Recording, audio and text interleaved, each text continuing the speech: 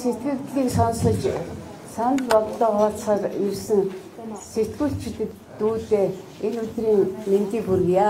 Тэгээд энэ ерөнхийлөгч байсан элбэг доржийн захиалгаар энэ хүний захиалгаар тагнуулын ерөнхий газрын дарга хурц ерөнхий прокурор инх амгалан улсын ерөнхий шүүгч зориг түүний тойрон хүрээлэгчид хэлтсийн дарга бархасвал тагнуулын хэлтсийн дарга бархасвал нийслэлийн прокурорын хэлтсийн дарга сандаг сүрэн түүний тойрон хүрээлэгчид Бямбалжуу Баттөмөр болд митийн улсуудын гүтгэлгээр энэ хүмүүсүүдийг хэлмэгдүүлж байгаад нь одоо эсэргүүцэж хэвлэлийн хурал хийж байна.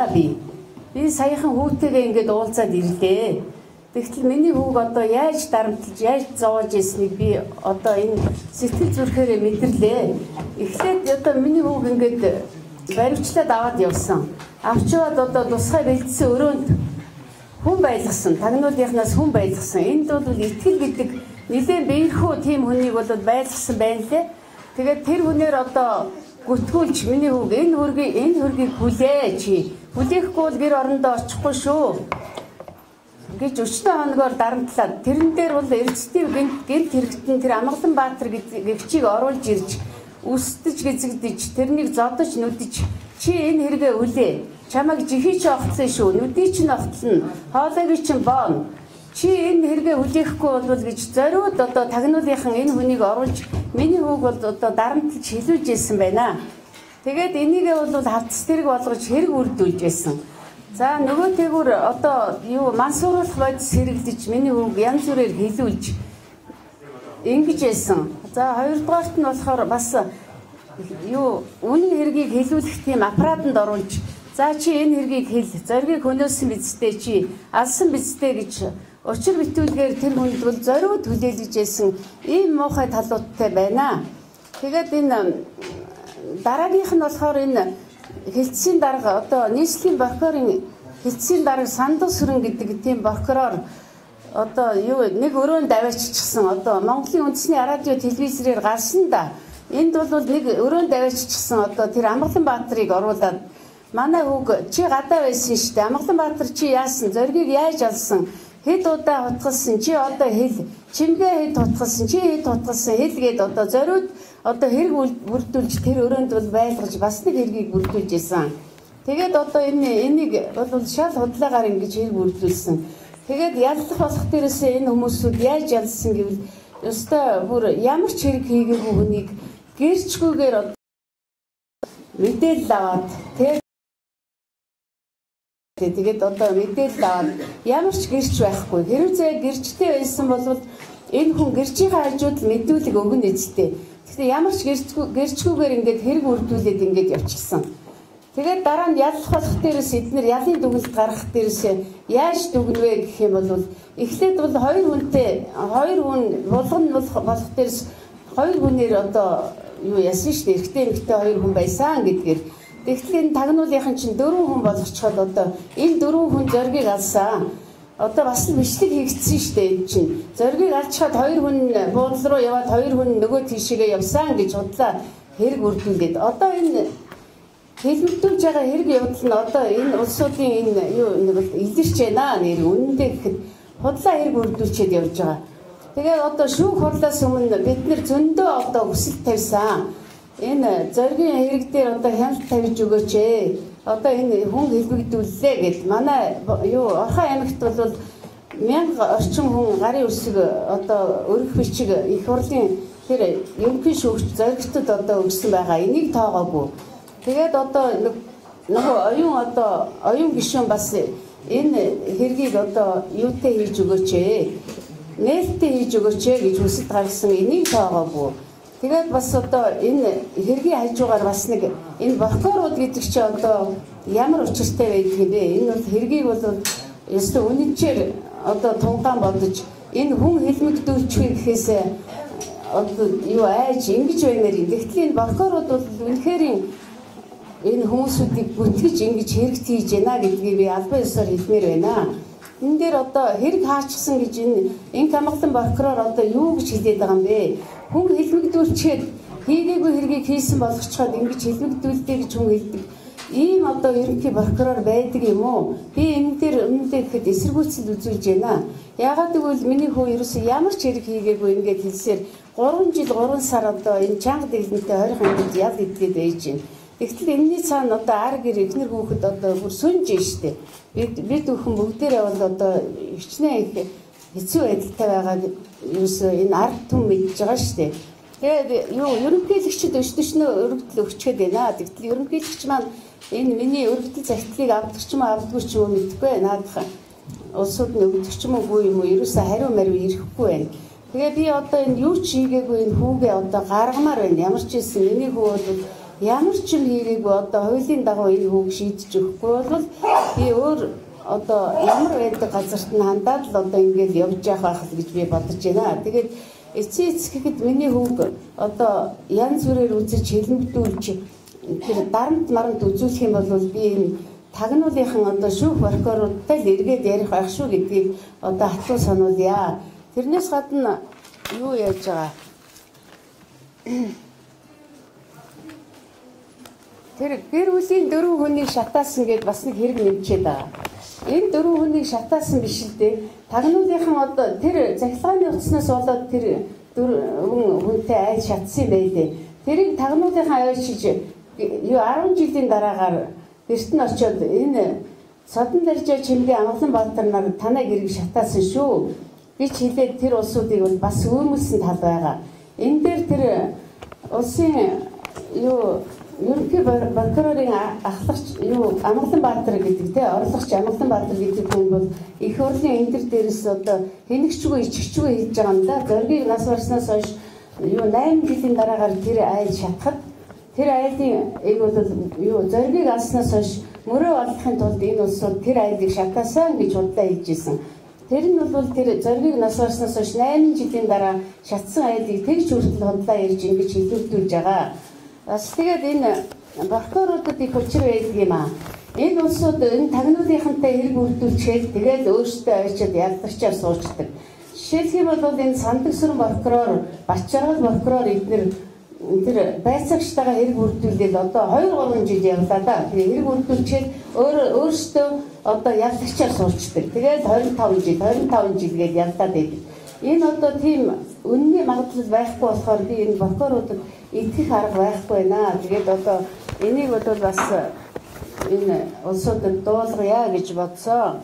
Тэгээд Улаанбаатарын хувьд бол их хэцүү байдаг. Улаанбаатар ямар хүн блэ гэдгийг энэ дээр бол бас нэгш тэр гэрийнхэн улсууд бол бас янз бүрийн бичиг өгсөн байж байгаа л да.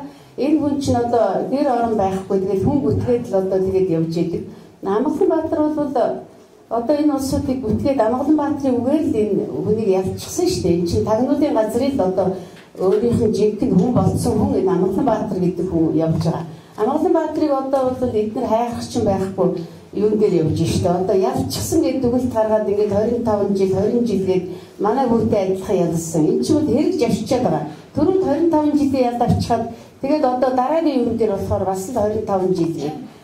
Одоо миний бодож байгаагаар 30 жилийн ял авах ёстой үнийг 20 жилийн ялаар ингээд шийдсэн гэдэг дүрээр тэгээд одоо энэ шоронд эрх дураараа явж штэ. Одоо хоол унд тэр одоо бүх юм хангамжаар бүлтчихсэн явж байна. Энэ ингэж ээж болдгийм үү? Тэгээд энэ эцэцгэхэд энэ юун дээр одоо байна штэ. Энэ номон дээр энэ номын талаар би хэлье. Ардчилсан хувьсгалын удирдагчийг хэн хөнөөгөө гэсэн энэ номыг би уншдаа л да.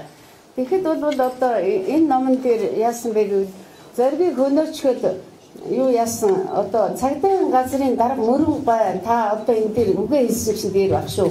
Энэ дээр бол одоо юу зоргийг хөнөөчгöd тэр элбэгдэрч Батүйл хоёр бол өчнөө хүн явуулаад ингээд туучулж ингэж явуулж исэн. Энэ яагаад тэгж ийдгийг.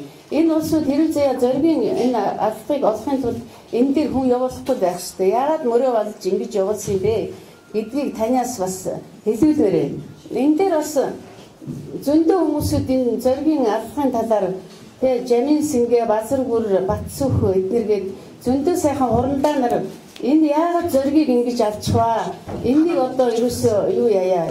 Эднүсийг одоо олё гэсэн мөрдлөгч нар ингээд явуулж яхад элбэлдэрж энийг 5 хоногийн дараагаар тэр мөрдлөгч нарыг зогсоогоод тий олигтой тийм улсуудын зогсоогоод бүр юу ч мэдэхгүй хэрэг илрүүлдэггүй ийм хүний хүртэл оруулж ирсэн. Энэ бол ноцтой хэрэг гэж бодож байна. Тэгэд энэ номон дээр болох тэрс юу яасан байгаа шүү дээ. Энэ зоригийн талаар та нар уншсан байхаа одоо бүх юмнуудыг биччихсэн байгаа. Тэгээд энэ номон дээр бол ингэж бичсэн байгаа. Жинхэнэ алсан эзнэр захиалсан хүн нь Баттул элбэгдэрч хоёр шүү гэсэн юмнууд бичигдсэн байлээ. Энэ дээр та нар тэгээд нэг нь уншсан баг. Бас соёлын гавьяат зүтгэлцэн юу сэтгүүлч Жамингой бас бичсэн байгаа. Энэ дээр аллаг номер 2 гэсэн энэ дээр байна л да надад биес үзүүлэхдээ цаг хугацаа бас яаж гэдэг. Энэ дээр бол 12 хуудсын биччихсэн байж байгаа. Энэ дээр хэн бэ гэхтэл бас нэг Баттул элбэгдэрч хоёроо гэсэн юм байгаа. Бас тэр ойпонд орын сурвалжлагч ган чимэг гээд соёлын гавьяат зүтгэлтэн ган чимэг гээд тийм сэтгүүлч байгаа да. Тэгээд тэрэндээ бас манай хүүг баригдсны дараагаар энэ хүн ярилцлага өгсөн сэтгүүлч бичигдсэн байгаа. Энэ улсууд биш шүү. Энэ улсууд биш ээ. Энэ улсуудын юу алгацсан гэж тооцох нь биш шүү. Бас л энэ хоёрын нөлөөлөлтөй юмнууд байгаа шүү гэдээ одоо олон тийм юмнууд бол бичигдсэн байгаа. Тэгэхээр одоо яг үнэн зөв шийдэж өгөх энэ улсуудыг одоо байцаах энэ асуудал нь миний бодлоор бол элбэгдэрч Баттул хоёрыг л одоо байцааж шалгаж одоо бүх юмыг асууж хүлээлгэмээр байна. Энэ энгийн одоо ард түмэн энэ энгийн одоо манай энэ хүүхдийг нэрийг чимгээ энэ хоёрыг бол асуух байцаах хэрэг байхгүй. Энэ бол хоёр юу ч хийгээгүй хоёр хүүхд шүү дээ. Эдгийг л хэлэх гээд байна.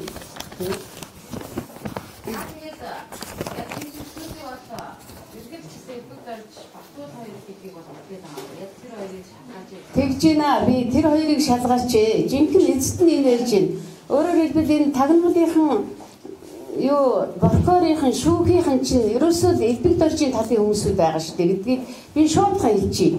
Ерөөсөө байр суурин дээр тэгээ байр суурин дээр энэ хүмүүсүүдийг за энэ зоригийн хэргийг илрүүлээрэ та нар гэдгээр л энэ хүмүүсийг тэр мессен дээр нь тавьчихсан байгаа шүү дээ. Энэ хүмүүсүүд л одоо тийм учраас энэ элбэгдэрчийн захиалгыг биелүүлэхийн тулд энэ хүмүүсүүд энэ суудл байраа эслээд сууж ял гэж би бодож байна ерөөсөө.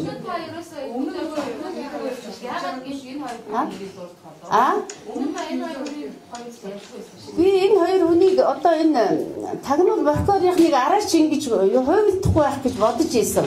Хувилдахгүй байх гэж би бүр харж ийсэн. Би итгэж ийсэн. Тийм учраас би энэ улсуудыг бол яриаггүй. Ямар ч үсэн энэ хуулийнхан бол үнэн зөвөөр шийдэж явах ёстой. Энийг надаар хэлүүлэхгүйгээр энэ хуулийнхан шийдэх ёстой гэж бодсны үндсэн дээр би энэ улсуудыг яриаггүй. Тэрнээс биш би ярих байсан. Одоо яагаад энэ улсуудыг нуугаад байгаа юм? Одоо эцэцэхэд би штэ 100 гаруй загтал биччихэд байна. Энэ дээр 100 гаруй загтал бичихэд тагнуул бокорынхан ерөөсөө миний загтлыг үгүйсгэж яадаг. Харин их хурлаас сарн миний төлөө бидний төлөө сэтгэл тавьсан зөндөө хуульч өмгөөлөгч нар байгаа. Би тэднэрт баярлж явлаа. Монголынхаа ард түмэнд би баярлж явдаг. Миний төлөө гэсэн сэтгэлтэй санаатай улсууд бол зөндөө байгаа. Тэгтэл одоо эцэст миний энэ юуг шийдэж өгөхгүй шүү дээ. Би тэгэхээр яах юм?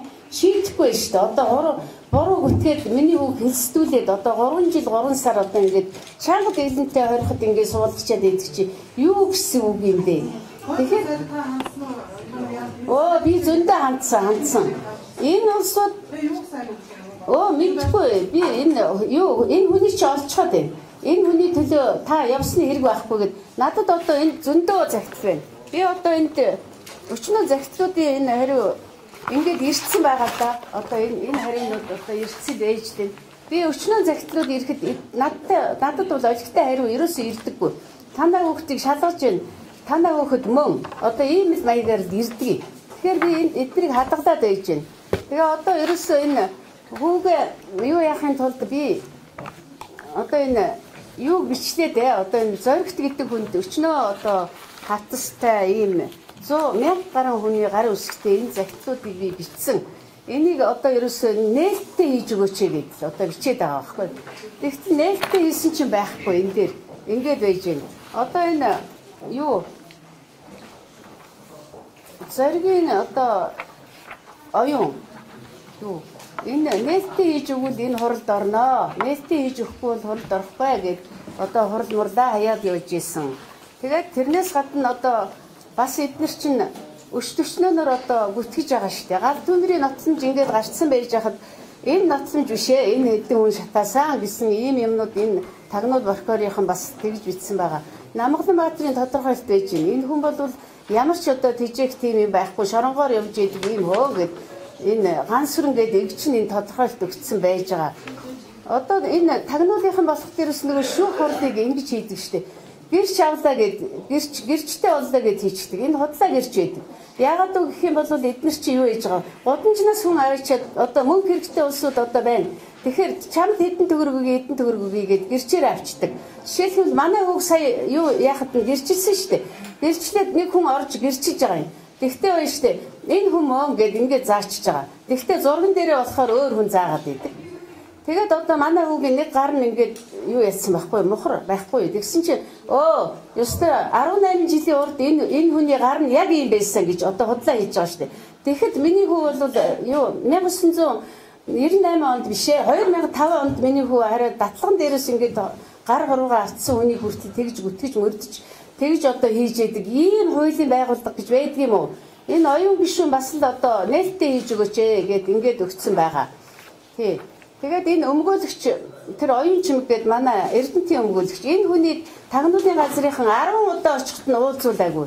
Энэ хүн одоо тэр юутайгаа хохирогчтойгоо ингээд уулзах гээд очиход нь тэр тагнуулын газрын бархсууд гэдэг хүн 10 удаа очиход нь нэг ч удаа уулзуулаагүй. Энэ мэтлэнгээр эн чинь 20 янз бүрийн хийгээд байхад одоо манай хүүхэд яаж одоо энэ улсуудын дарамтнаас гарах юм бэ гэдэг бодол надад төрж байна. Тэгээд би үүндээ хэд хууль бол хууль үнэн зөвөөрөө явж ижил одоо энэ хүүхэд зөвөр шийдэгдэх байх та гэж бодоод ингээд явж исэн чинь одоо энэ улсууд чинь ямар ч үгүй одоо ерөөсөө ингээд эднийг хаарчтай гэсэн утгаар ингээд энэ танулан прокурор ингээд шийдлээ шүү. Одоо та нар үг хэлэгч ирэх байхгүй одоо ерөөсөө энэ хаарчсан. Одоо жинхэнэ танай улсууд ингээд энэ хэрэг хийчихсэн ингээд хаарчаад байгаа. Би яах юм? Хийгээгүй хүүхдээ би одоо хэрэгээс мултлахын тулд би өчтөчнөө юмар хөөцөлдлөө. Би 3 жил хөөцөлдлөө. Тэгэхэд одоо энэ хуулийнхан яаж байгаа юм? Ямар ч тийм өстой хүний нэнжин сэтгэл янз бүрийн байхгүйгээр ингэж хуулийг өсөрдүүлж ингэж мөшгөж хийж штэ. Тэгэхээр одоо би яах юм? Хэвлэлийн хуралд та нөхдөд дуулгын одоо ерөнхийлөгчд болохоор би 2 удаа загтал ичгээд 3 ч удаа загтал ичгээд байгаа. Тэгтэл одоо энэ ерөнхийлөгч надад хариу өгөхгүй байна. Тэр улсууд нь наадлынх нь тэр тамгын газрын дарга марга нь одоо тэр өргөдлийг өгдөг юм уу? Ерөнхийлөгч өөрөө одоо бидний төлөө ханддаг юм уу? Одоо яатсан болоо одоо ерөөсөө хариу мэрв ирдэггүй. Тэгээ байж гэн одоо энэ дараагийн асуудал дээр надад нэг хариу өгөх байлгүй дээ л гэж би бодцоход байж гэн. Ерөөсөө. Одоо өмгөөлөгчөөс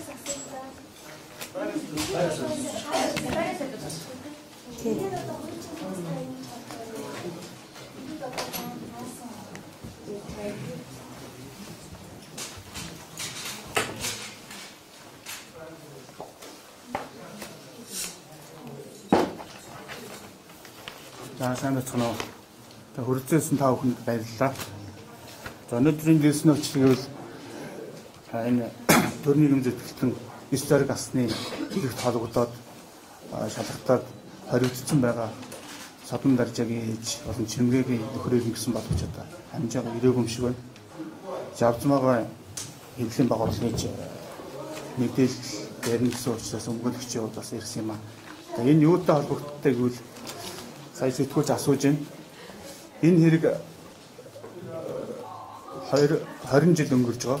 18 жилийн дараа хэргийг илрүүлсэн гээд Монголын тагнуулын байгууллага прокурорууд хэргийг илрүүлээ. Шүүгурлааны хаалттай явууллаа гэдэг ингээд 3 хүн хоригдоо одоо 20 жилийн ял авцгаацсан одоо байж байгаа. Сүүл захиалагчийг хайж байгаа. Захиалагчийг ерөн сурвалжих чиглэлээр ажиллаж байна. Одоо түүнийг удахгүй зарлах гэж байна. Ер нь олдож байгаа гэдэг гэсэн яриа нийгэмд их явж байгаа. Тэгжээсээ сүүлийн үед прокурорын байгууллагаас энэ хэрэг ерөөсөө хөөн хэлцэх хугацаагаар хаагдаж байгаа маа гэдгийг яриа гараад ерөнхий прокурор мэдээлэл хийгээд одоо нэгэн шүүхээр шийдвэрлэгдсэн хэргийг та нар хянахгүй гэсэн утгатай их хурал дээр хүртэл ярьж байгаа шүү дээ. Тэгээд ийм асуудал болсон.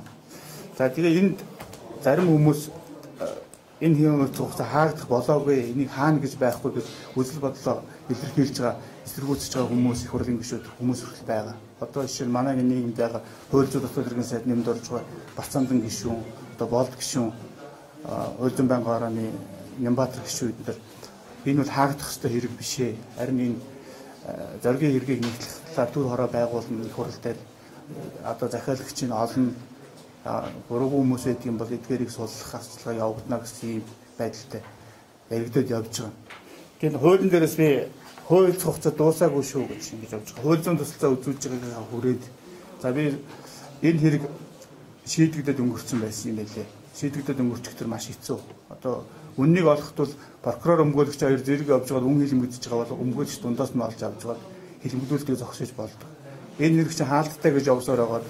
За сүүлдээ дээд шүүхөөр орох хэрэгтэй байсан чинь дээд шүүх ерөнхий шүүгч нүртэл даргаж ороод ингээд боломжийг хаагаад зөх хэцүүхэн байдал төрөгдсөн юм байна. Тэгээд энийг бол одоо сая завзмаагаа аргаа бараад ингээд олон жил явж байгаа. Ингээд энэс зөвхөн завзмаагаа гэр бүлийн гишүүн гэхгүй бүх хүмүүс дуурж байгаа шүү дээ. Энэ бол одоо уруугүй хүмүүс нь хэлмэгдчихэд байна шүү. Жинхэнэ эзний ноолооч гэдэг юм байдал байгаа. Тэгэхээр энийг шинээр илэрсэн нөхцөл байдлаар уг нь хянах боломж байгаа. Тэр их хурл дээр төр хороо байгуулаад тэр сайхан хууль зүйн байнгын орон дээр Болд гишүү ярьж ирсэн тэр энэ дэр хүний эрхийн дэд хорооноос улсын хурл дээр юу оруулаад энийг судалж үзэх нэгтлэх тийм боломжтой байдал байгаа. Хуулийн дээр бол энэ хууль зохицол дуусаагүй. Бас нэг юм мэдж ойлгох гэдэг нь би энэ хэрэг угаасаа нууц тамаарх хэрэг биш байхгүй юу? Хүн амны хэргийг нууц тамааруулж тагнуулын ерөнхий газар дээр өгчөөд анханаас нь хариаллын буруу тогтоочоод тэгээд ингээд нийслэлийн прокурорын дээр саний ярьж байгаа тэр хүмүүс нь хянаад одоо мөрдөн бай нийслэлийн прокурорыг хянах ёстой л доо мөрдөн байцаалт тагнуулынхаа мөрдөн байцаалт явуулаад байгаа учраас тэгээ яваад хэрэгээ зөв ингээд бүрдүүлээд явж байгаа сүулдэ ялжлаа гэдэг юм чинь гомдлоод байгаа нь хууль мэдэхгүй бас зөв хариалж өгсөн. Одоо энэ мөрдөгдөж байгаа хуулиар энэ чинь хүнийг алах уу энэ эрүүг хуулийн 11-2 заалтаар хүнийг алсан хэрэг явж байгаа. Тэгээд энэ дэр хууль хугацаа гэж байгаа. Тэгэхээр дуусчлаа гэж ингээд тайлбарлаад байгаа хүмүүс чинь нотлцоо энэ хүмүүс нь хэрэгээ хийцэн зүгээр одоо зүгээр гэмт хэрэгтнүүдийн ээж аав нь худлаа ярьж ин гэсэн байдлаар яриад байгаа учраас ингээд тайлбарлаад байгаа байхгүй юу. Тэгэхээр шүүгч 3 шатны шүүхээр явсан дээд шүүхээс 20 жил болгосон шүү дээ. Энэ чинь бол хуульчнаар бас хуулиндаа нийцүүлэх хэрэгтэй. Энэ хууль чинь 20 жил 20 эсвэл бүх насаар нь 20 гэсэн ойлголттой байгаа байхгүй юу. Хүнийг санаатаа алах юм бол тэгээ одоо хүндрүүлэх бүрэлдэхүүнтэйгээр алсан одоо улс төрийн мэдээ захиалгаар алсан гэдгийг зэдгээд ууссан зэн бүлгэлсэн аюугаар шунхаан сэдэлтээр алсан гэдгээр байгаа учраас энэ бол 20 жил юм уу 12-оос 20 жил харих юм уу эсвэл бүх насаар нь гэж байгаа ийм зүйл. За энийг хууль хугацаа эрүүг хуулийн ерөнхий ангийн 1.10 гэж зүйл одоо байгаа. Энэ дээр хууль хугацааны талаар ингээд урдч олоогийн мөрдөж байгаа эрүүг хуулийн талаар ярьж байгаа. 1.10 хууль хугацааны талаар за 1.14-т нь бичигдсэн. Энэ хуульд бүх насаар хорихал оногдуулахар заасан гэмт хэрэг хүндрэлтний аюулгүй байдлын тэмдэглэлийн гэмт хэрэг хууль хугацаа тоолохгүй гэдэг ийм зохицуулт энэ дээр одоо байж байгаа. Хууль батлах шаардлагагүй нь хуулийн дээр өөрөө байгаа юм. Тэгэхээр яаж энэ шүүгч тухайн санкцыг яаж хэрэгсэн гэхдээ бүх насаас нь хорихгүйгээр 20 жилээр л дээж өгөн 3 шүүгч энийг шийдвэрлсэн. Хуулиндаа нийцүүлээд өмнө 25 жилээр өгсөн байсан чинь харахгүй шүү дээ. Хуулинд байхгүй ял өгчөд тогтож чинь нийцүүлээд явж байгаа. Дараагийн нэг зүйл нь энэ сая хэвлэлээр гараад байгаа энэ хүмүүсийн дэглэмийг ууруулад өөр газар хавсан гэж яриад байгаа шүү дээ. Энэ угаасаа энэ шинэ хуулиар чинь хаалттай нээлттэй гэсэн хорих ангитай гяндан гэдэг ойлголт байхгүй. Тэр 2002 оны хуулиар чинь гяндан байсан учраас яасан. Тэгээд дэглэм нь буураад байгаа чинь байхгүй. Ер нь бол тэгээд шорон өөр өөрөөр шилжиж байгаа байхгүй юу? Байнгусгүй хорих руу явуулсан байж байгаа тэр юунаас нь гаргаад өөрчлөл яасан байна. Тэгээ явахдаа дэглэм нүгээрээ хөнгөрүүлээд байгаа ойлголт биш. Энийг бас нэг талаас харахад үний тэдний яалыг ингээд дээж хөхтөр очихдор хөнгөлөөд өгчдөг юм байна гэж бас хүмүүс хардаг. А яалыг бас бууруулаад байгаа юм байна шүү дээ гэдэг ийм байдалтай. Дэглэмийн бууруулаад ойлгож төрүүлэх үүдээс ингээд байгаа байхгүй юу.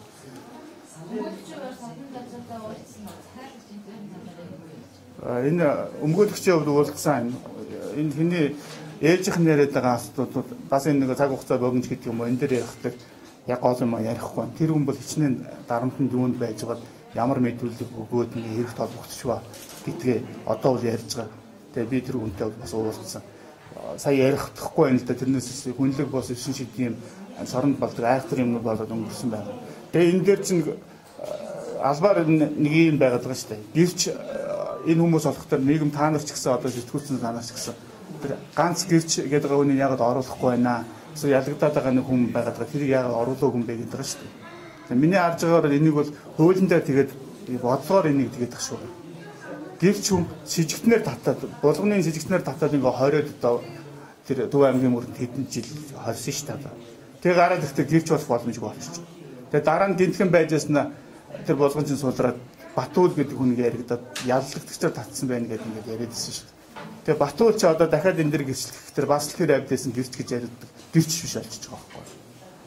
За хохирогчийн хувьд бол тэр оюун гишүүн хохирогч гэдгээ хэлээд би энэ мөнхөө хохирогчоо төрлөө хохирогч болчиход юм дээр. Тийм учраас би сүүх хуралцсан суухгүй. Одоо бид нар итгэхгүй байгаа надад чинь ингээд гараа авчиж байгаа шүү дээ. Хохирчин тэр хүн байгаас гэрч нарын замаар нь ингээд хэрэгтэн юм шиг болгочоод одоо буцаад хууль зохицол дууслаа гэдгээр ингээд хаах гэдэг асуудал байхгүй юу. Энэ бол уг нь тийм биш ээ гэж хэлж байгаа. Дээрээс нь түрүү ингээд маш хэлэнгүүдээр баахан нь овчлоо гэж ярьж шít ингээд буруу хийгээд явсан байна. Гүйцэтгэх ажлын тэр хууль тогтоомж үүдг юм одоо хүний эрхийн зөрчлүүдийг энэ хэргийг шийдвэрлэх хүрээнд маш их ноцтой зөрчсөн. Одоо энэ булган гэж хүн хоригдож байгаа сүулт нь гарц энэ хэргийг шийдвэрлсний дараа байж байгаа дахиад энэ тагнуулахын дуудаж байгаа хэрэг үүсгэж байгаа одоо хоригдсон юм уу алуулсан байдаг шүү дээ. Тэгээд захиа битсэн шүү дээ нэг төрийн тэргүүм хурлын гишүүдэд. За энэ дээр бол яг ноцтой зүйлүүдийг битсэн өмгөөлөгчгүй байцаалд авсан. Тагнуулын 3 мөрдөн байцаагч танай гэрт очие гэж гоод очсон. Зөвшөө арекс би зөвшөөрөөд өгөөд очсон чинь хойноос Улаанбаатартай 20 хүн АК-тай маск засах хүмүүс орж ирсэн гэж байгаа байхгүй. Тэр телевизээр ярьж прокурорынхны бэлддэг нэвтрүүлгийг хэргийн газар энэ байна заад гүйцэтгэх ажлын өчин тэр шүү дээ. Ер нь бол. Тэгээ хойноос нь орж заалгадаг. Энэ тэр булган захиан дээр бичсэн байгаа шүү дээ. Өрөөнд 1 цаг Улаанбаатартай оруулаад намайг орхисон. Хууль зохицсон дууссан шүү гэж мөрдөн байцаагч нар хажуугаар шивнээд яваад байсан. Одоо тэргээд охноос өмнө одоо байцаалт авыг хятад руу зүг явъя гэдэг тэргээд энд бол зовлонгоо авчихсан байгаа шүү дээ. Энэ хүн эцсийн бүлэгт юу гэхээр энэ захиан дээр хэлбэдүүлсэн хүмүүсийг яагаад ч үнэн хүнийг олж өгөөч гэдэг ийм юм бичсэн байлээ. Яг тэрүүнтэй энэ хүний яриад байгаа ч яг таарад байгаа угаасаа. Би уулзсан хүнийхээ хувьд ихтэй содомд орж тагнуулынхын дагуулж явж байгаа тийшээ заа гэдэг нэг гаргаж яваад нэг юм заалгацсан юм шиг байна байшин лөө. Тэгээд дараа нөгөөх нь тааруулаад нөгөөх нь зоргийн байшин болоод өөрчлөгчдөг. Дотор нь болох тэр гүйж ороод Улаанбаатар эндээс нь тэндээс ингэсэн гэд бичээд байгаа шүү дээ. Татаад байгаа. Тэгсэн болох тэр энэ гүйцэтгэх ажил тэр болгоны дарамтлаад аваачсан Улаанбаатарын угаасаа өөрснөө оролцоод явцсан мессежийг хүртэл өөрөө тагнуулынхаа нийлийг биччихсэн хүн болохтой зөвшөөрөд очсон. Ийм асуудал. Зоргийн байшинг бол миний хүү зааж өгсөлдөө. Юу багсууд гэдэг хүн зааж өгсөн байхгүй юу? Зоргийн байшинг. Сабунд оржгоос хүнлэгсээр байцаалт авсан гэж ярьж байна. Би өмгөөлөгчгүйгээр хүнлэг усаар байцаалт авсан. Энд биччихсэн миний нэг сонир байна. Миний хүүг хараа зоргийн байшингийн үүдэн дээр одоо ерөөсөө нүглээ намжтаад одоо ингээд юу ячхаа. Гэсэн энэ эсрэг хүчил үзүүлсэн би сонир энэ дээр бичсэн өөрөө. Тэгээд миний хүүг бол зааж өгөөд тэгээд одоо ерөөсөө дараа нь бол тэр хүний одоо ялах хэргийг бүрдүүлээд дараагаар нь одоо ингээд содон дарж байгаа заалгсан юм чинь одоо нөгөө Улаанбаатартай нөгөө алах ялах юм аа хийнэ гэх. Тэгээд энэ тусгай тэр одоо энэ болгоны байшинд орсон юм байна л да. Тэгээд бэлдээд заа чи тэр тутгалсан ингээд хэл. Наанаас нөгөө сэтгүүлч юу байцаагч нар хэлүүлээд байгаа шүү дээ. За тэгээд цааш нь гээд хэлүүлээд байгаа. Тэнд Сандасрын прокурор тэр чинь хэлүүлээд байгаа байхгүй юу? Тэрийг би бол ерөөсөө мэдчихээ тэрийг. Тэгээ хэлүүлээд ингээд хэрэг үрдүүлээд хатас хэрэг үүсгэлээ гэдээ одоо ингээд байгаа. Тэд тэр юуных нь хатас хэрэг байдгийг өөрсдөө зохиож өөрсдөө хүн хэлүүлчихээ. Тэгээд энэ прокуроруудад одоо их асуудал байдаг юм аахгүй юу? Прокурор яагаад одоо ингэж ийм үг вэ? Ялын дүгнэлт юу энэ байцаагч нартайгаа ингээд холбогдоод өөрсдөө хэрэг үрдүүлчихнэ. Хэрэг үрдүүлснийхаа дараа шүүх хурал дээр прокурор суучихна. Суугаад одоо миний бодлоор би намайг ганц удаа оруулаад намайг гаргахад Сандасрын прокурор тэр Бачаргал прокурор хоёр суучихсан. Тэгээд ялын төлөвлөгөө уншчихсан ингээд сууж байгаа. Бидний бол тэр хурал муралд оруулахгүй шүү дээ. Ерөөсөө дөнгөж харуулад ингээд гарч. Тэгэхээр хэрвээ тэр энэ нууц биш байсан бол тэр содон даржааг хэлүүлээд чимгээг хэлүүлээд за манай өмгөөлөгч тийм юм хэллээ. Чиний өмгөөлөгч тийм хэллээ гэд энэ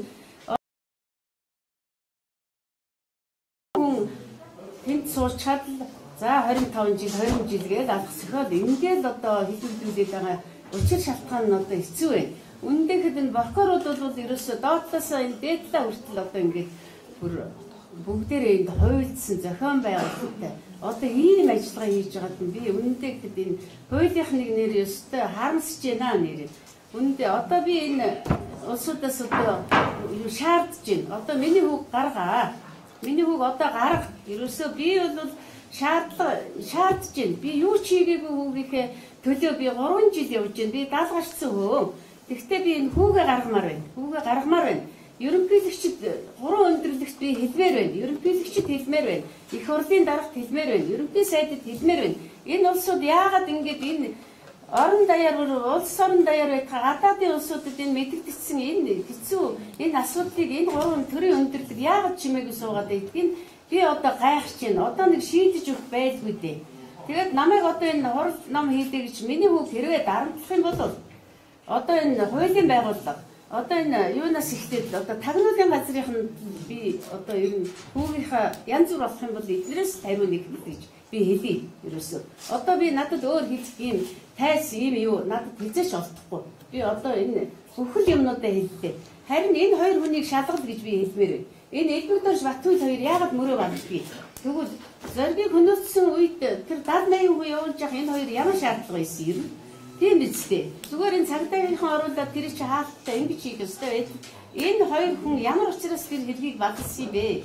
Тэгээд одоо өчтөчнөө сайхан уралдаанаар энэ хэргийг чи илрүүлж өгье гэхэд Элбэгдорж яагаад тэр улсуудыг болиулсан юм бэ гэдэг асуудал дээр энэ хоёр хүн нотой. Энэ дээр олон сайхан одоо сэтгүүлчид олон одоо 30 гаруй хүн энэс дожоод орж гэдэг мундаг сэтгүүлч энэ номон дээр одоо 40 хүнээс асуугаа 40 хүнээс магадлаад тэгэхэд ер нь баг хүмүүсүүд энэ хоёр шүү гэж хэлсэн байдаг. Энийг хүүхдүүд бас олж уншсан биз дээ. Тэгээд одоо энэ сэтгүүлч Жамянгаа бичсэн 12 хуудас одоо энэ юм байгаа. Аллах номер 2 гэсэн энэ дээр бас л одоо энэ улсуудын талаар өгүүлсэн байгаа. Энэ хүмүүсүүд яагаад эднийг мэдчихэд тэгж байгаа шүү дээ. Тагнуулынхан одоо албан тушаал эрх төрөөгөө эднийг нухчин дарж ингэж сурчсан. Тэгээд л одоо энэ улсуудыг ингэж шийдэж штэ гэдгийг л би одоо энэ олон түмэн энэ улсуудад одоо хэлж ойлгуулах хэрэгтэй байна. Энийг нуун дарагдуулах хэрэг ерөөсөө байхгүй. Энийг дахиж шалгах юм бол шалга, дахиж хурал хийдэг юм бол хий. Би одоо юу ч хийгээгүй хэлмэгдсэн хүүгээ би гаргамаар байна гэж хүсэж байна.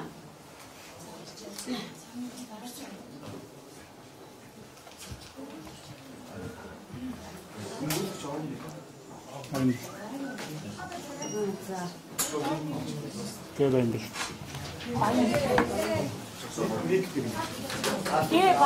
Кээ байна бэ?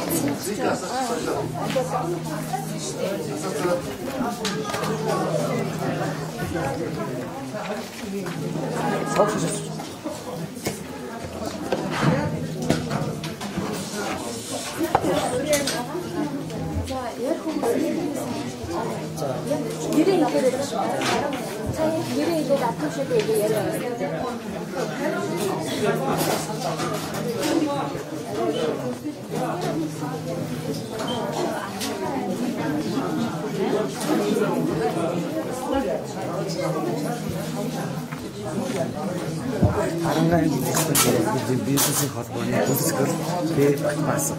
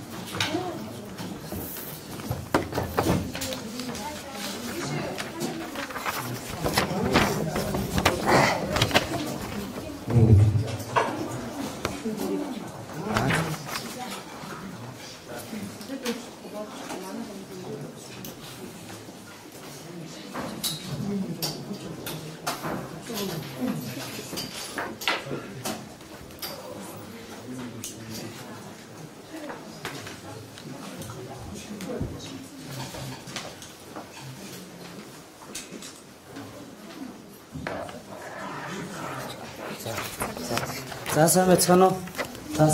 Та бүхний өдрийн мэндийг хүргье. За энэ хүү хэвлэлийн байгууллагын маань хол зорилго бол Арангаа аймгийн жижиг дунд өвдөгчд, Өөр хангаан аймгийн жижиг дунд өвдөгчд, Улаанбаатар хотын жижиг дунд өвдөгчдийн маань төлөөлөл. За жижиг дунд өвдөгчдийн одоо энэ сангийн одоо энэ босыг процессын талаар за тэгээд бас бидний 3 шаардах бичиг бас бэлдсэн байгаа. Энэ талаар ярьж байгаамаа. За тэгээд хүнсгүүдээ аж ахуй хөрвөн өдрийн яамны жижиг дунд өвдөглийг хөгжүүлэх сангийн 2018 оны 4-5 дугаар сар мөн 7-8 дугаар сард 2 удаа 3% хөнгөлтэй зээл зарласан байгаа. Тий. За энэхүү зээл манай Арангаа аймгаас за манай жижиг дундын холбоогоор дамжуулж нийтдээ 45 төсөл за 850 орчим сая төгрөгийн 45 төсөл юу яасан байгаа бид нар өгсөн байгаа. Манай аймгаас нийтдээ 200-200-аас 250 төсөл очсон байгаа нийтдээ. За эндээс манай Арангаа аймгийн хувьд 10 төсөл дэмжигдсэн байгаа. Тий. За тэрнээс гадна бас дахиад бас нэмж төсөл бас дэмжигдсэн гэж бас сонссон. Нэг аймаг дээр 1 тэрбум төгрөгийн юу гэдэг хуурилт юм байлээ. Энэ жилийн хугацаанд манай Арангаа дээр 2 тэрбум төгрөгийг 10 хүнд нийтдээ одоо 10 байгууллага болон 10% хүнд өгсөн байгаа юм аа. Тий. За тэгээд бидний зүгээс энэхүү одоо хэвлэлийн баг хурлыг одоо яг зарсан шалтгаан маань за 3 асуудлыг хүндсэн байгаамаа. За нэгдүгээр асуудал нь болохоор жижиг дунд өвдөглийг хөгжүүлэх сангийг нээлттэй шилэн болоё. За энэ маань одоо бид нар ямар нэгэн улсын их хурлыг тар огцор гэсэн зүйл биш. Зүгээр энэ жижиг дундын сангийг ер нь юм шилэн болгох шаардлагатай болсон юм байна. Өөр энэ хуулийн заалт байд юм байна.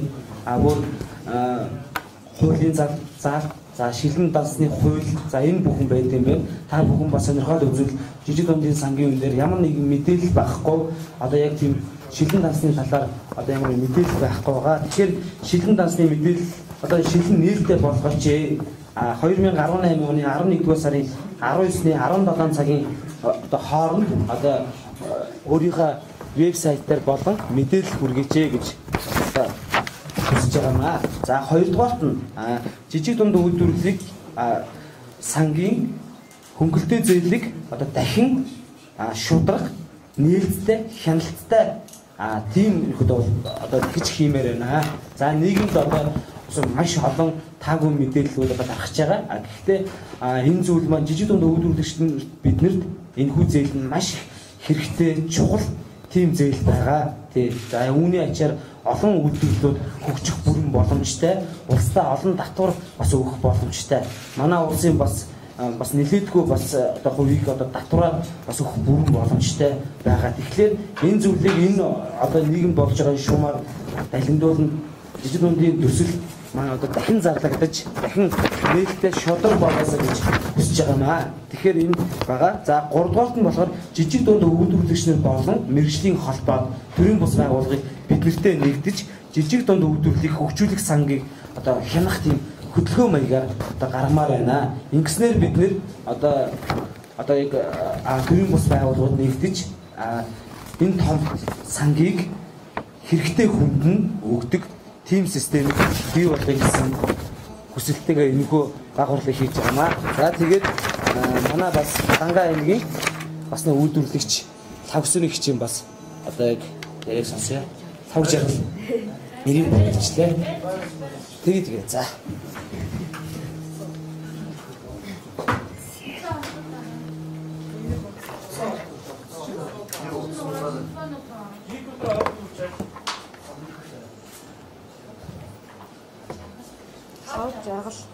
Бэ шав жаргал.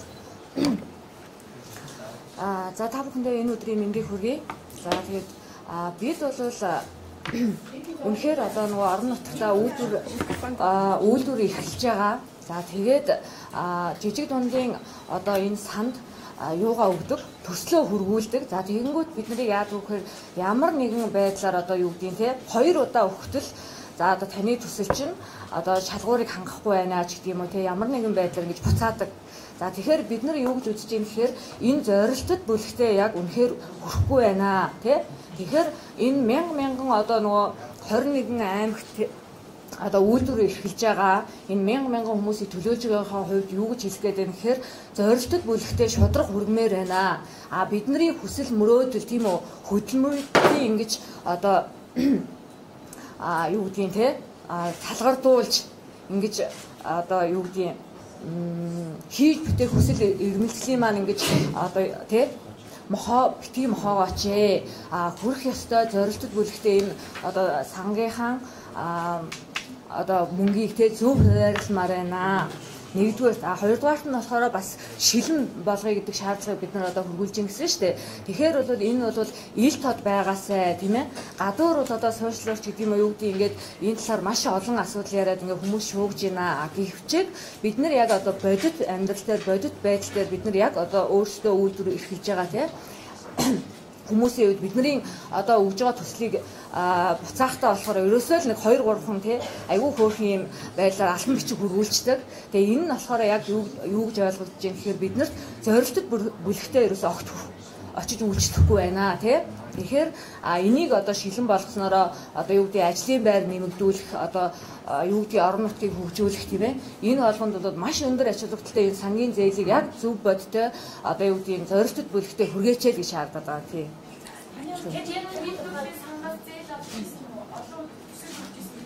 Тийм.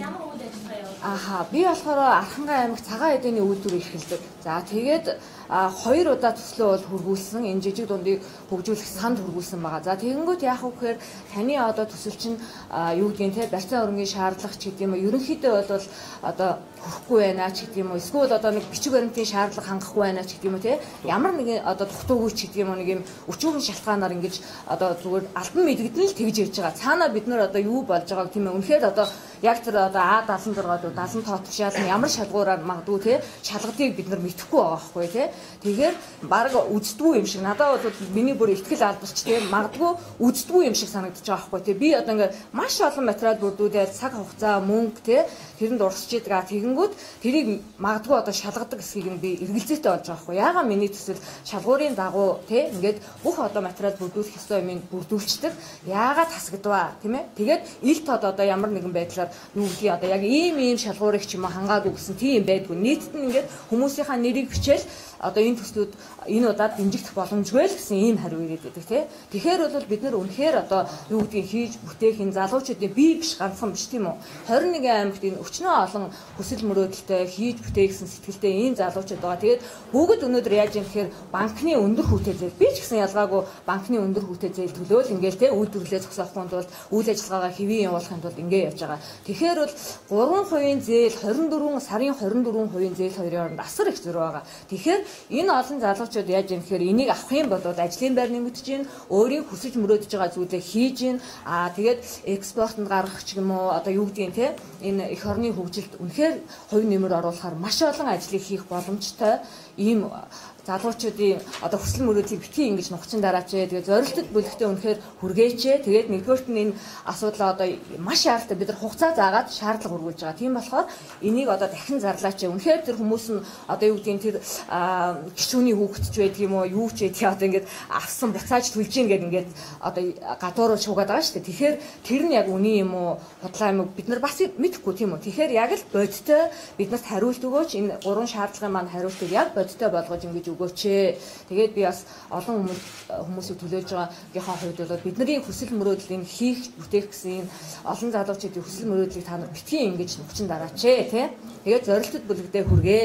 Ийм л юм хэлмээрээс яа байдлаа. Сайн бицхан уу. Тэгээд сая манай энэ жижиг дунд үйлдвэрлэл эрхлэлдэг хөдөө орон нутгаас ирсэн төлөөллүүд маань гол ямар учраас бид нар энэ хэвлэлийн баг хурал хийж байгаа гэдэг шалтгаанаа бол хэллээ.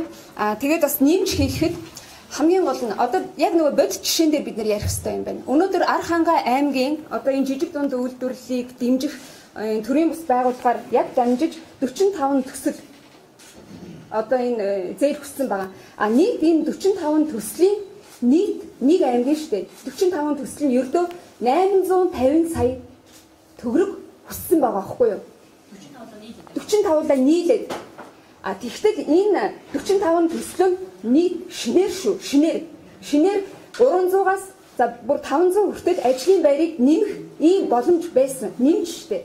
Яг тэгэхээр энэ 45 төсөл өгж байгаа аж ахуйн нэгжүүд нь бүгд тодорхой хэмжээгээр өөрсдийнхөө зах зээл танигдсан, судлагдсан, мэдэгдсэн, өөрсдөө бас үйл ажиллагаагаа доктортой яваад батлагдсан, нэр хүндээ олцсон ийм компаниуд байгаа, үйлдвэрлэгчид. Гэтэл энэ нөгөө бидний яриад байгаа боломж гэдэг зүйлийг алдсан боломж гэдэг байгаа нь энэ аахгүй юу? Яг тэгэхээр зөвхөн улсын хурлын нэг гишүүн бараг 3 тэрбум төгрөг ганцаархан авцсан байх жишээтэй ийм байгаад байна. Гэтэл эн чинь бүхэл бүтэн нөгөө аймгийн хэмжээнд ердөө нийт 850 сая байсан байгаа байхгүй. Гэтэл энэнийх нь эдийн засгийн хувьд үр өгөөж нь эдийн засгийн хувьд нөгөө цус сэлгэлт мөнгөн урсгал нь өөрөө ямар үр өгөөжтэй байсан юм бэ? Алдсан боломж гэж бидний орилоод байгаа бидний бачимдаад байгаа зүйл энэ байгаамаа. Тэгэхээр өнөөдөр бид нар улсын хурал тар гэдэг ийм мессежийг ард түмэнд үйлдвэрлэгч нар огт гаргаагүй. Бид нар өнөөдөр юу хүсэж байна вэ гэхээр харин ч бүр энэ улсын хурлын гишүүд минь сайн ажилласаа. Энэ бидний энэ хүсэж байгаа хуулийг дахиж шинжилээсэй. Ил тод болгоосоо.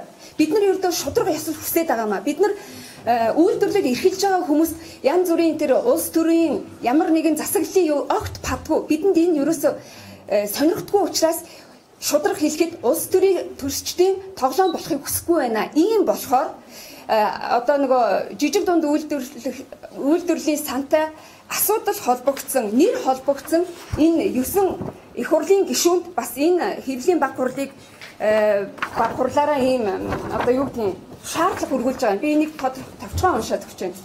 Монгол улсын их хурлын гишүүн я Садбаатар танаа жижиг дунд үйлдвэрийг дэмжих үйл ажиллагаанд шаардлагатай хөрөнгийг санхүүжүүлэх зорилго бүхий жижиг дунд үйлдвэрийг хөгжүүлэх сангаас үйлдвэрлэл эрхлэгчдэд санхүүгийн дэмжлэг үзүүлэхээр олгодог урт хугацааны хөнгөлөлтөө зээлийг төрийн өндөр албан тушаалтнууд тэр дундаа улсын хурлын нэр бүхий гишүүд авсан тухай мэдээлэл гарах боллоо.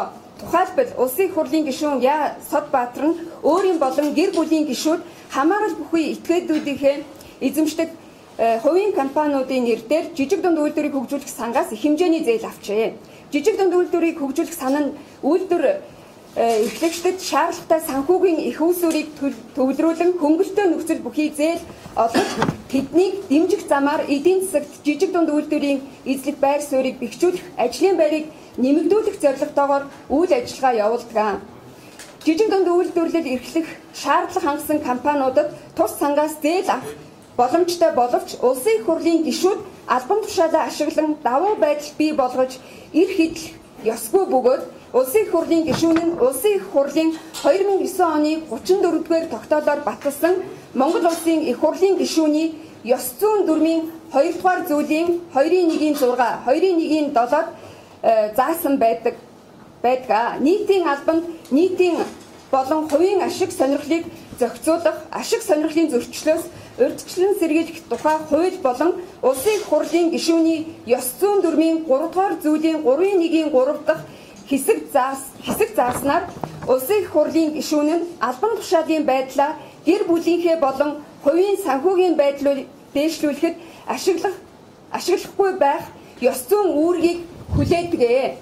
Гэтэл гишүүн та ёс зүйн дүрмээ баримтлуул зохих зарчмыг умартаж ёс зүйн зөрчлөөс гадна гэмт хэргийн шин чанартай байж болзошгүй үйлдэлд хардагдаж байгаа учраас улсын их хурлын гишүүний халдашгүй дархан эрхээсээ түтгэлзэж хууль хяналтын байгууллагад шалгуулан ард түмнийхээ эргэлзээг тайлж шудраг ёс, тэгш байдал, үндэсний ив нэгдлийг ханган хууль дээдлэх ёсыг хүндэтгэн төрийн хүний ёс зүйтэй үйлдэлийг ард түмэн сонгогч олондоо харуулна хэмээн шаардаж байна. Шаардлагын хариуг 2018 оны 11 сарын 18-ны дотор өгнө үү гэж үйлдвэрлэл эрхлэгчдийн зүгээс одоо ийм шаардах хуудас өгж байгаа. Нэр холбогдсон буюу одоо 9 их хурлын гишүүн байгаа. Содбаатар, Инхбаатар, одоо Батзориг,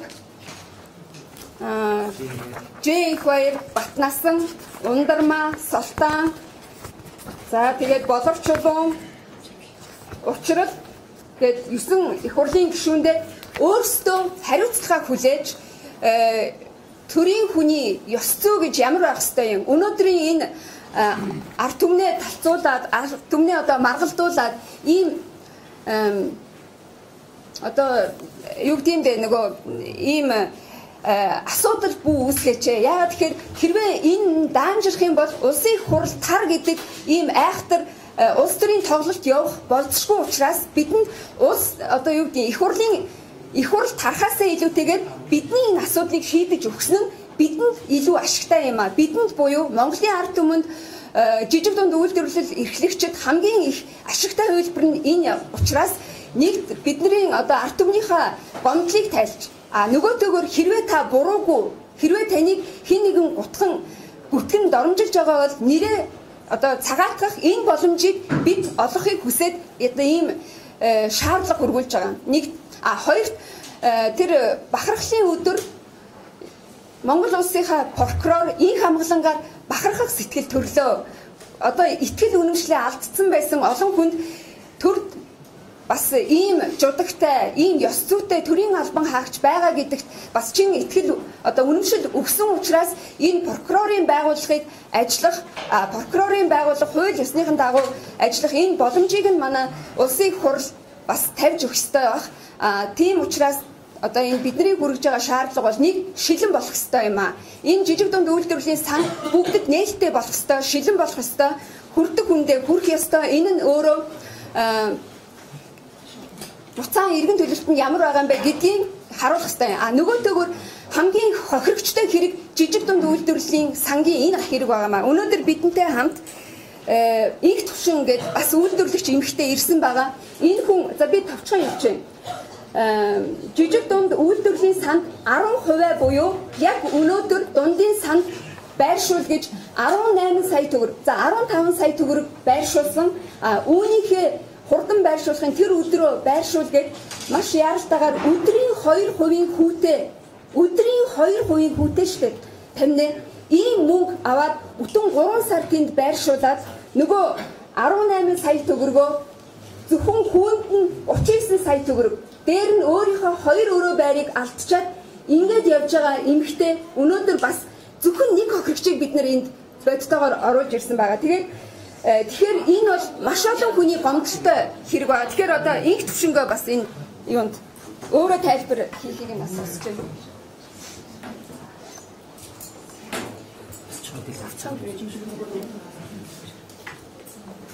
Сайн байцгаануудаа бүхэндээ энэ өдрийн мэндийг хүргье. Миний бие Бануур дүүрэгт 2003 оноос эхлэн хуваар бизнес эрхэлсэн 2005 оноос эхлэн торт нарийн бовны цехийг үйлдвэрлэлийг Бануур дүүрэгт оруулж ажиллаж эхэлсэн юм аа. Ингээд миний бизнес удаа дараа амжилттай яваад 2006 онд хас банкны зээлд хамрагдаад 2 өрөө байр аваад түүнийг үйлдвэрлэлгээ явуулах зорилгоор товчруулаад тэнтэй үйлчлэгээ явуулж эхэлсэн.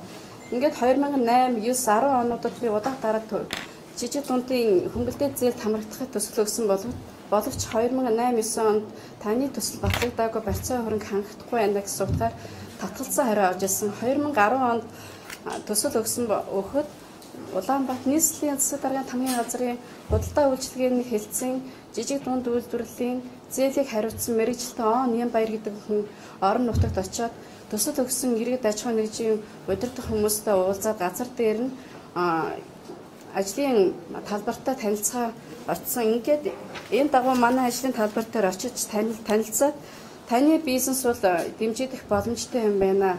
Тэгэхээр таны барьцаа хөрөнгөчийн хүрэлцэхгүй байх гэсэн хариу аваад бол засгийн газраас одоо ингээд гаргаж байгаа хөтөлбөрийн дагуу нөө тамгын газрын барьцаа хөрөнгийн батлан даалтанд хамруулж өгье.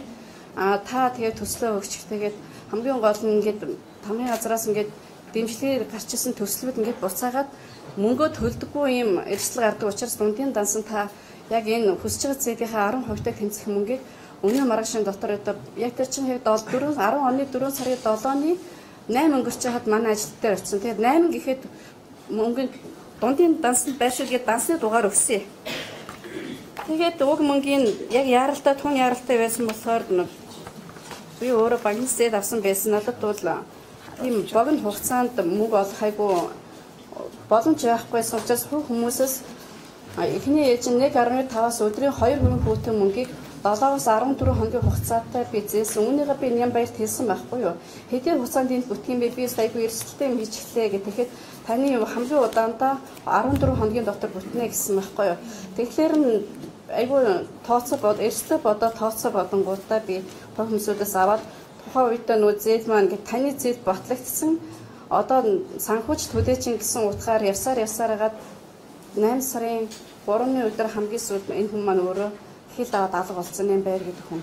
Яг надтай адилхан хохирсон одоо багнуур, налаах, нийслэлээс байгаа. Тэгээд дээр нь баруун хараа, зүүн хараа, сэлэнг дарахны хүмүүс аюул олон хүмүүсүүд байсан. Тэд нар бүгдээрээ энэ баярыг барьж аваад унжсэн машиныг нүртэн навтраадаар солиулаад өөрх нь нэрээр авч ирсэн. Багнуурын хохирогчид ерөөсөө ямар ч хөдөлгөөн хийж чадахгүй амын харсараад юу ч авч чадаагүй хохирсон. Яг энэ байдлаар би өөрийн гэнт усан төхөл алдаж байгаа юм шиг гэнт ийм өндөр хүүтэй мөнгөний өрөнд ороод нэр хүнд эхний ээлжинд яг бизнесээ алдахгүй тул ингээд мөнгө хамгаалах хүчээр дайчилж байгаа тий. Айгүй хэмжээний тоног төхөөрөмж өөрөө бүх юм өгөөд нийтдээ хүнд бол хүмүүс ингээд би нарийн задгаа хийсэн байхгүй юу. Яг зөвхөн 2010 оны 4 сарын 8-аас эхлээд 11 оны 7 сарын 21 хүртэл хугацаанд хүнд ерөөсөө би 45 саяыг энэ бол зөвхөн банкны зээлээс гадна шүү дээ. Тэгээд үндсэн зээлд 29 саяыг өгчөөд байхад дахиад нөгөө мөнгө хөвлөгч юм маань дахиад үндсэн зээлээс чи 13 сая төгрөг дутуу байна гэсэн байраа өгөхөөс аргагүй гэсэн учир би өөр 2 өрөө байрыг өгөөд тэгээд хамт өгчөөд тэгээд бизнесээ зогсоошод явж байгаа. За ингээд юу ч ингэж манай хэмжээ тоглосон маань асуулт байна уу? Асуулт байна уу? Асуулт байна. Одоо өөрөө тэгээд нэрстэй хариуцаад өөрөө тохироод Улаанбаатар байхгүй интерполоор зарлж байгаа гэдээ одоо энэ хүний хэрэг мөрдөн байцаа тасгал дээр очиод ингээд гацаа зогссон хаацсан.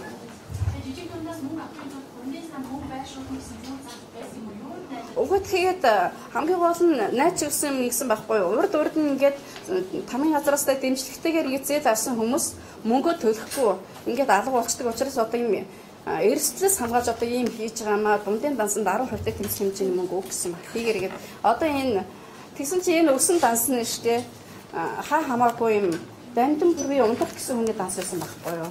Одоо энэ ингээд 15 сая 500 мянга ингээд 4 сарын 12-нд 13 16 ингээд цуглаад хийсэн мөнгө гэдэг. Тэгэхээр сэтгүүлчтэй та бүхнээс бас юу гэж хүсэж байна вэ гэхээр одоо ингээд энэ хэрэг хуучирдгүй 10 он гээд зөвхөн одоо ингээд 10 оноос одоо ингээд цаашаа маш олон хохирогчд байгаа. Тэгэхээр яагаад 10%-ийг байршуулах ёстой? Энийг үйлдвэрлэгчээс биш ёстой нөгөө төрийн албан хаагчид буюу энэ жижиг дунд сангийн хүмүүсээс яагаад ийм байдал хүргэсэн юм бэ? Ингээд энийг харин асууж энийг бүр цааш нь ингээд сөхөж ингээд ийм хохирсон хүмүүсийн бид нэр гомдлыг барагдуулах ёстой шүү гэдгийг хэлхийг хүсэж байгаа. Яагаад тэгэхээр одоо энэ их хурлын гишүүд бид нар мөнгө төлсөн л бол гэж яриад байгаа байхгүй. Гэтэл эн чинь яг үнэндээ яг ийм хүмүүст очиж ийм хүмүүсийн бизнес явах ёстой байтал ийм хүрэх ёстой хүмүүстэй хүрээгүй учраас ийм хүмүүс хохирсон байна л гэсэн ийм асуудлыг бас цааш нь сөхөө тавиад яваасаа гэж та нараас хүсэж байгаа. За төсөлтний ерөнхий хэлдэг та бүхэнд одоо үлдсэн ирсэн маш баярлалаа. За би миний зүгээс бүхнийг зөвхөн хэлэх гэсэн юм аа. За манай Арангаан аймгийн жижиг дунд бизнес эрхчдийн холбоот одоо итгэж найдаад за дөрвөн бос байгууллагын гишүүд маань нийт одоо яг төслөө өгсөн нийт 45 гишүүд болон нийт манай холбооны гишүүд 100 гаруй гишүүдээс миний зүгээс одоо өөрчлөлт хийж байна. Энэ бүх төсөл бүгд хамаач үсэлж чадаагүй бас гишүүдийнхээ өмнөөс бас урд чадаагүй бас өөрчлөлт хийж байна.